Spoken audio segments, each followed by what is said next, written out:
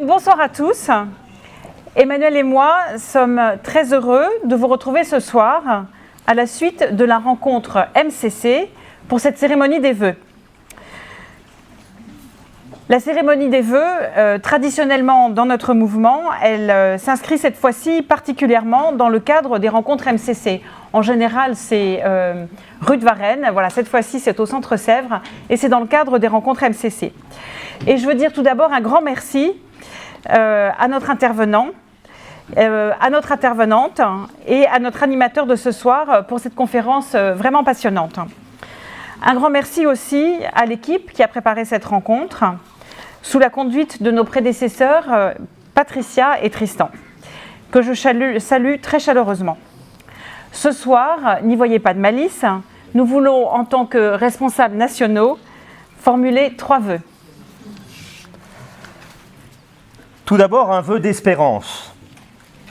Au début de notre mandat, nous avons fait mention de cette belle expression d'un ami de notre évêque référent, Monseigneur Blanchet.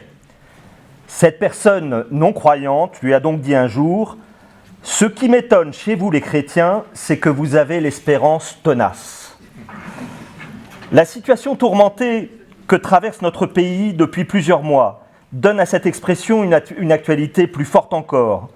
Et plus globalement, les motifs d'inquiétude ne manquent pas concernant l'évolution du monde. Et pourtant, nous croyons que notre humanité est en marche, que le royaume est en construction et que nous sommes appelés à y participer. Notre premier vœu pour cette année est que malgré les doutes qui parfois nous habitent, le MCC nous aide à vivre et témoigner de cette espérance. En second lieu, lors de notre présentation à l'EN, avant notre élection, nous avons évoqué l'un de nos amis jésuites très chers, qui signe souvent ses mails par 3 mots latins, « Duc in altum ».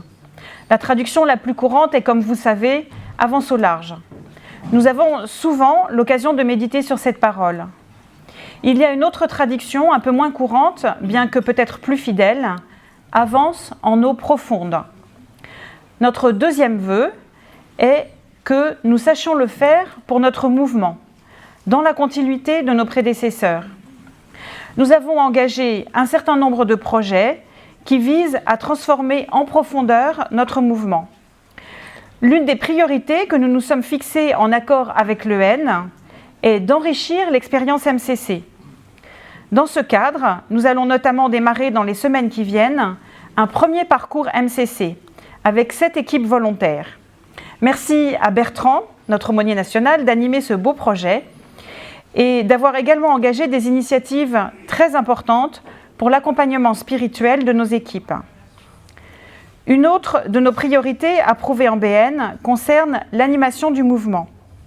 Dans ce cadre, un groupe de travail composé essentiellement de représentants des régions travaille sur l'organisation territoriale du mouvement.